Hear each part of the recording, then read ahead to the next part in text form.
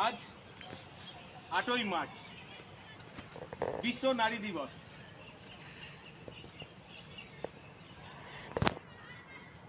সেই জন্য আমি আমাদের ভারতের রাষ্ট্রপতি মাননীয়া দ্রৌপদী মুর্মু মহাশয়াকে আমি আমার শতকোটি প্রণাম এবং আমাদের রাজ্যের মাননীয় মুখ্যমন্ত্রী দিদিকে আমার শতকোটি প্রণাম এবং পৃথিবীর সকল মায়েদের আমার প্রণাম এবং যারা আমার বোন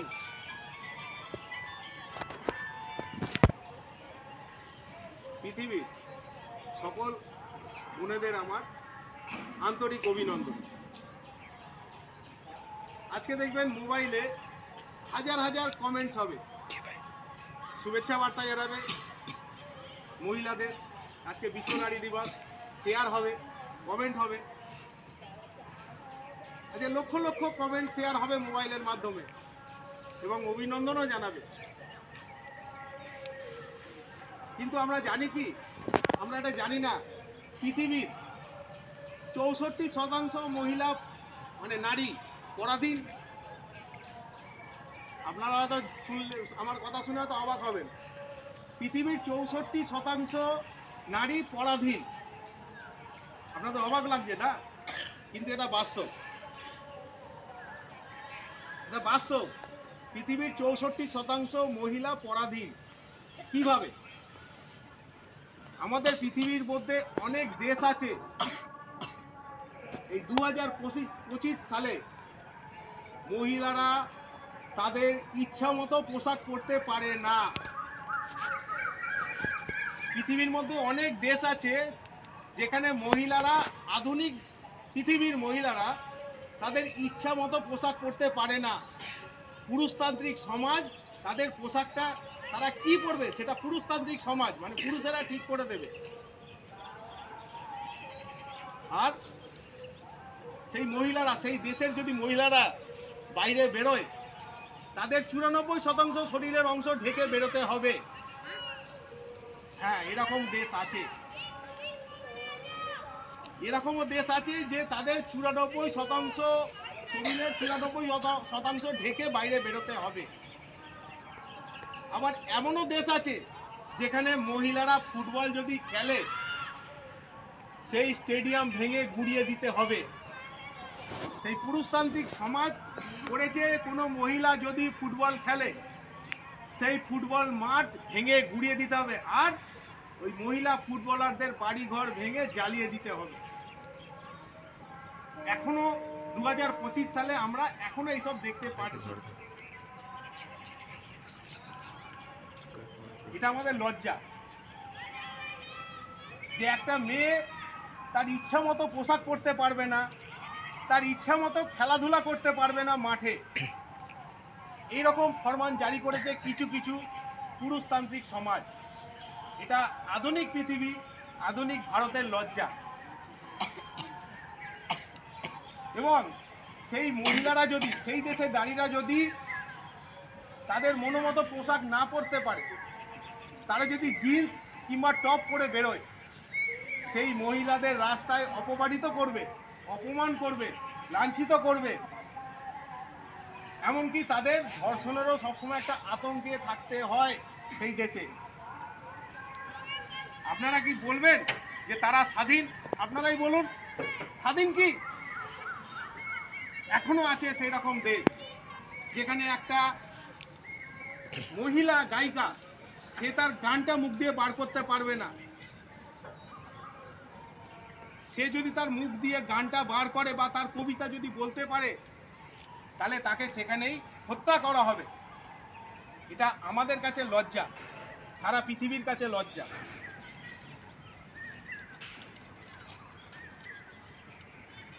এখনো অনেক দেশ আছে যেখানে নারীরা, আপনারা যে ইমিটেশনের গয়না ব্যবহার করেন না, ওই ইমিটেশনের গয়নার মতো আপনাদের ভোগ পণ্য হিসাবে ব্যবহার করা হয়।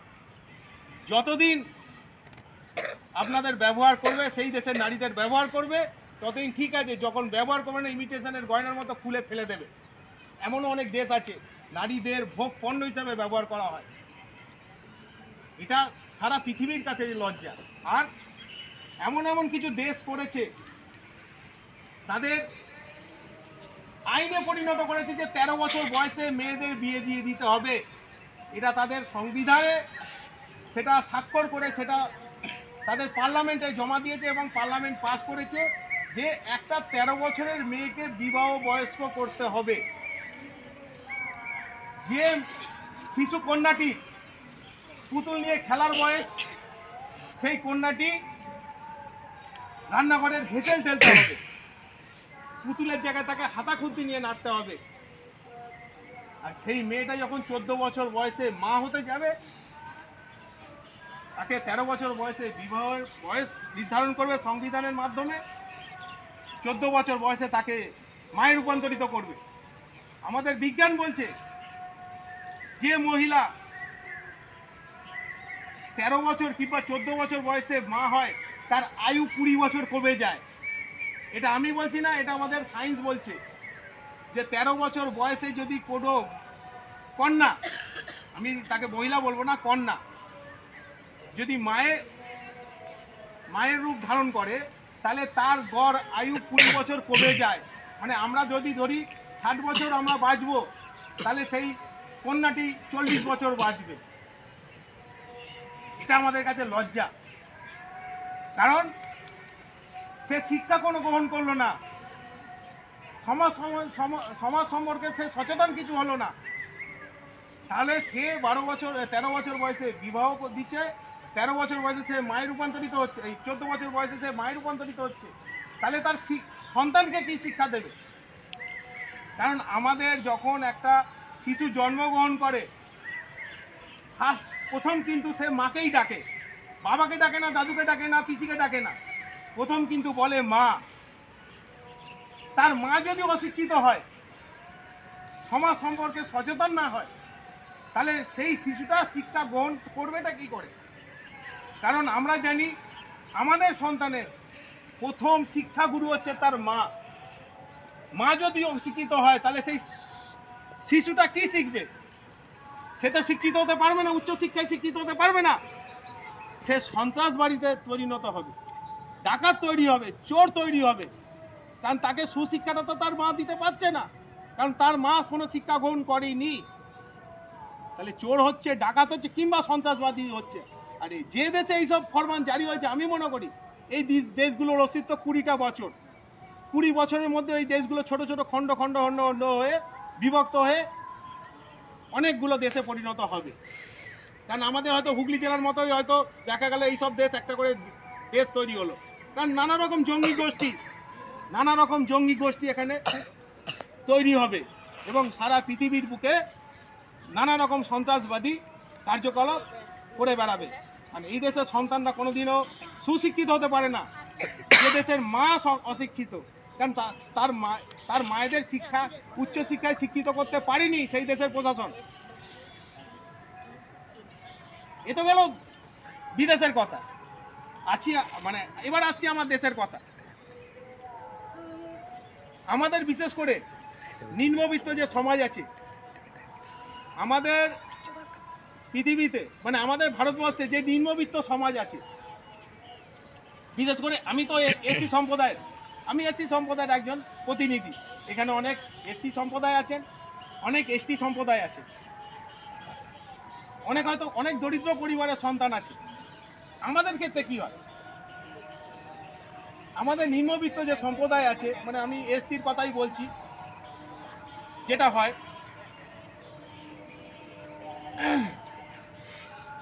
যখন আমাদের সম্প্রদায়ের মধ্যে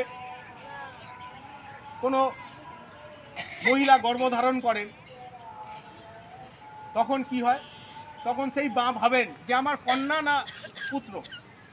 সে যখন গর্ভধারণ করে, আমাদের ফ্যামিলির বা আমাদেরই কোনো সন্তান যখন গর্ভধারণ করেন মা, তখন সে ভাবে যে কন্যা না পুত্র।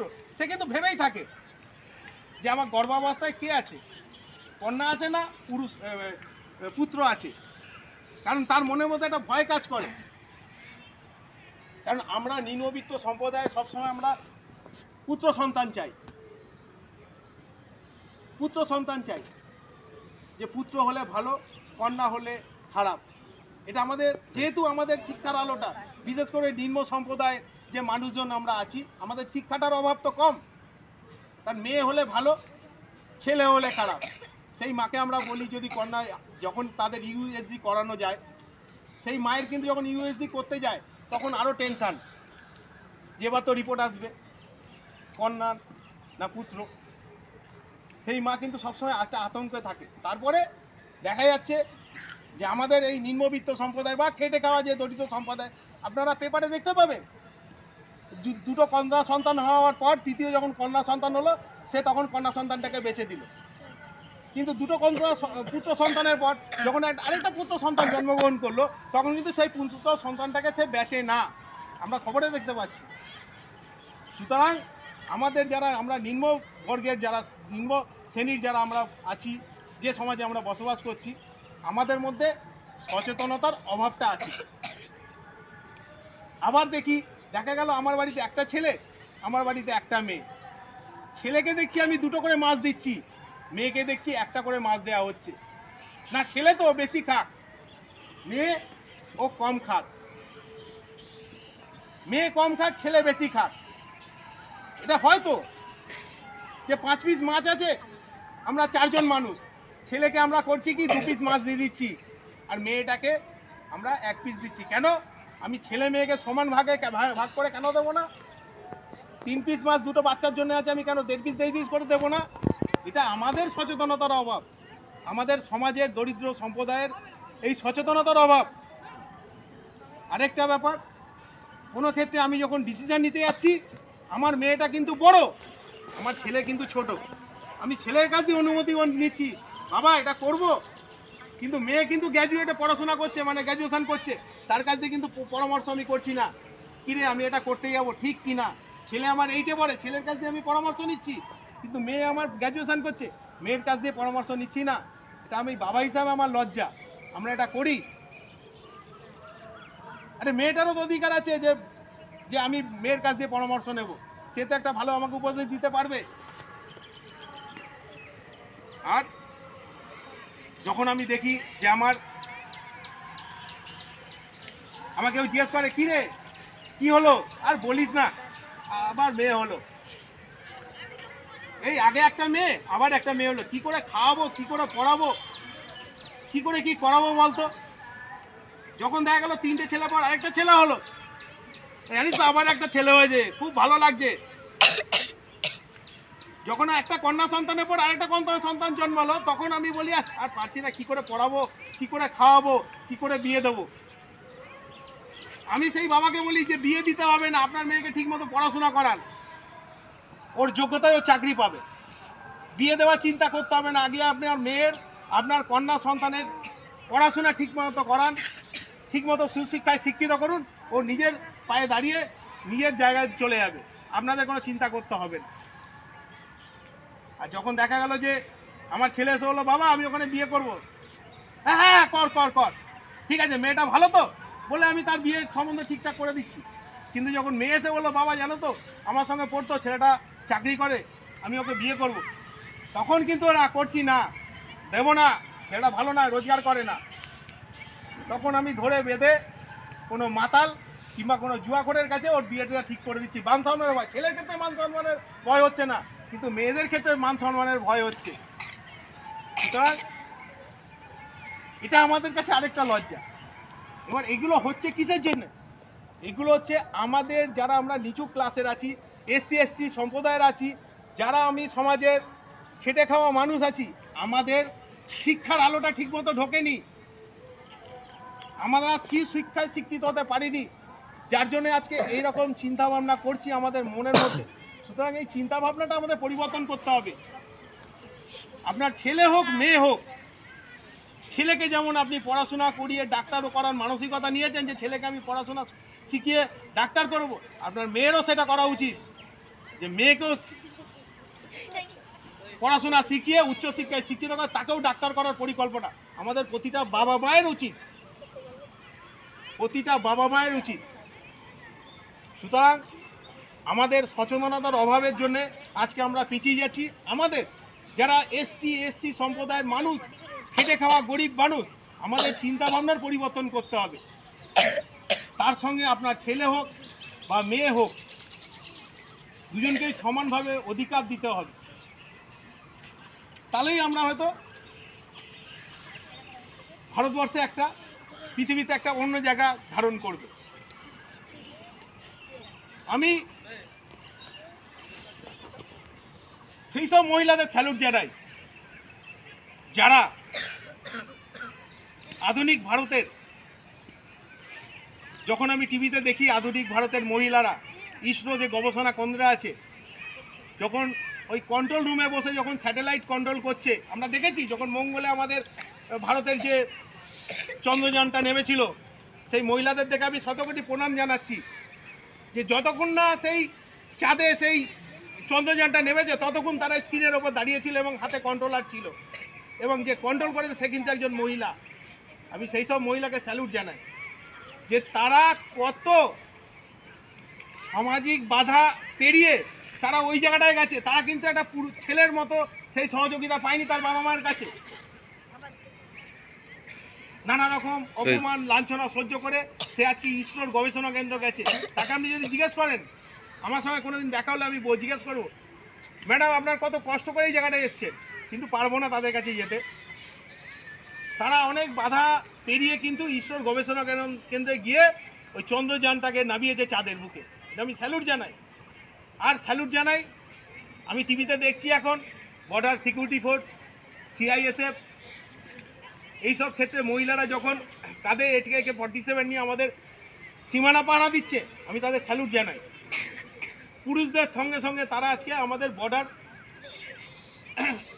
পাহারা দিচ্ছে। যখন আমরা আমাদের ভারতবর্ষের মধ্যে আমরা যখন রাত্রিবেলা ঘুমিয়ে থাকছি পুরুষ মানুষ হয়ে, তখন তারা রাত্রিবেলা AK-47 নিয়ে সারা রাত জেগে বর্ডার পাহারা দিচ্ছে আমাদের সুরক্ষার জন্য। আমি স্যালুট জানাই সেই সব মহিলাকে। আর স্যালুট জানাচ্ছি সেই সব মহিলাকে যারা এই তেজস ফাইটারে বসে তেজস ফাইটার চালাচ্ছে এবং শত্রুর চোখে চোখ রেখে সবসময় পাইচারি করছে। আরেকটা আমি রিসেন্ট ভাইরাল ফটো দেখলাম টিভিতে, যে একজন মহিলা RPF ইউপিতে মনে হয় তার সন্তান কোলে নিয়ে তার ডিউটি কর্তব্য পালন করছে। আমি স্যালুট জানাইছি সেই সব মহিলাকে, এবং আমি মহিলাকে সম্মান যাচ্ছি যে আমাদের মাননীয় মুখ্যমন্ত্রী যেভাবে ভারতের আমাদের পশ্চিমবঙ্গের উন্নয়নটাকে উপরের দিকে নিয়ে গেছেন, আমি মাননীয় মুখ্যমন্ত্রী দিদিকেও আমি স্যালুট জানাচ্ছি। সুতরাং ভারতবর্ষের প্রতিটা জায়গায় যারা মহিলা নারী শক্তি যে কাজ করে গেছেন দিনরাত, তাদের সবাইকে আমি আমার স্যালুট জানাচ্ছি। আমি আর কিছু বলবো না। তোমাদের এখানে যারা কন্যারা তোমরা আমার এখানে উপস্থিত আছো, আমি তোমাদের একটা কথা বলবো যে তোমরা উচ্চ শিক্ষায় শিক্ষিত হও। তোমরা সবাই উচ্চ শিক্ষায় শিক্ষিত হয়, কঠোরভাবে পরিশ্রম করো। স্বামী বিবেকানন্দ একটা কথা বলেছিলেন। স্বামী বিবেকানন্দ বলেছিলেন, তুমি যে কাজটা করবে সেই কাজটা মন দিয়ে করো, একটা কাজই করো কিন্তু মন দিয়ে করো, তুমি সফল হবেই। সুতরাং পড়াশোনার টাইমে তোমরা পড়াশোনা করো। তার সঙ্গে সঙ্গে স্বামী বিবেকানন্দ এই বলেছিল যে ভারতবর্ষের প্রতিটা যুব সমাজকে খেলাধুলার প্রতি আকৃষ্ট হতে হবে। কারণ উনি তখন বুঝেছিলেন যে পরাধীন ভারতের স্বাধীন আনতে গেলে যুব সমাজকে খেলাধুলার সঙ্গে সঙ্গে শারীরিক পরিশ্রম করতে হবে, কারণ শক্তি বাড়াতে হবে। সেই জন্য আমি আমার বোনকে বলছি, তোমরা পড়াশোনার সঙ্গে সঙ্গে খেলাধুলাতেও করো। খেলাধুলা করে তোমরা তোমাদের নিজেদেরকে তৈরি করো। আর ঈশ্বরচন্দ্র বিদ্যাসাগর কি বলেছিলেন?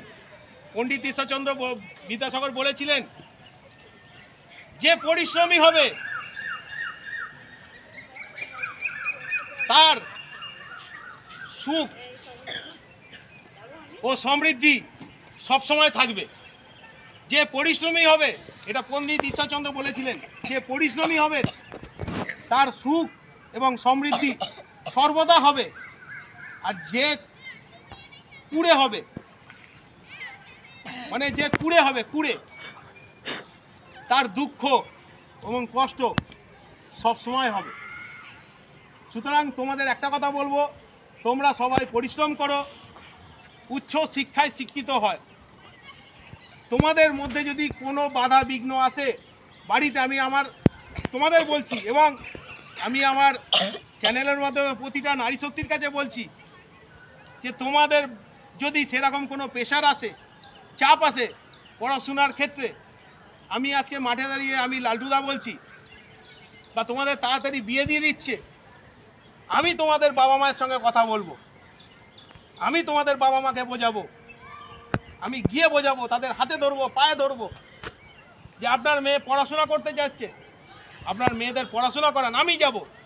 আর যদি কোনো হায়নারা, কোনো হায়না মানে যারা বদমাশ সমাজের, যে তোমাদের ডিস্টার্ব করে, তার জন্য তোমাদের কঠোর পরিশ্রম করতে হবে, তার প্রসেসটা আমি শিখিয়ে দেবো, যাতে তাদের মেরে সেখানে হাত পা ভেঙে দিয়ে আসতে পারো। সুতরাং তোমরা উচ্চ শিক্ষায় শিক্ষিত হও, পড়াশোনা করো, জীবনে উন্নতি করো। আর আমার এই চ্যানেলের মাধ্যমে মাননীয় রাষ্ট্রপতি দ্রৌপদী মুর্মু মহাশয়ের কাছে আমার বিনীত আবেদন, পৃথিবীর বুকে যেমন ভয়ঙ্কর কমান্ডো বাহিনী আছে, মার্কোস, নেভি সিল, এনএসজি, গরুর, royal navy, navy seal, IDF, এই যে ভয়ঙ্কর যে কমান্ডো বাহিনীগুলো আছে, টেরোরিস্টদের মারতে কাজে লাগে। দেশের ভয়ঙ্কর যুদ্ধের পরিস্থিতি হলে এই সব কমান্ডো বাহিনীকে কাজে লাগানো হয়, নানান দেশ ব্যবহার করে। সেরকম আমাদের ভারতবর্ষেও আছে, মার্কোস আছে, গরুর আছে, এনএসজি আছে। সেরকম আমি মাননীয় আমাদের রাষ্ট্রপতি মহাশয়ের কাছে আমার বিনীত অনুরোধ, আমাদের মহিলাদের দ্বারা একটা বাহিনী গঠন একটা বাহিনী গঠন করা হোক। আমাদের ভারতে যারা টেরোরিস্ট আছে এবং যারা শত্রু আছে, তাদের পিণ্ডি চটকানোর জন্যে একটা বাহিনী গঠন করা হোক, মহিলাদের দ্বারা পরিচালিত, পুরোটাই মহিলাদের। তার নাম দেওয়া হোক মা চণ্ডী। এই বলে আমি আমার বক্তব্য শেষ করছি, আর কিছু বলবো না। ধন্যবাদ।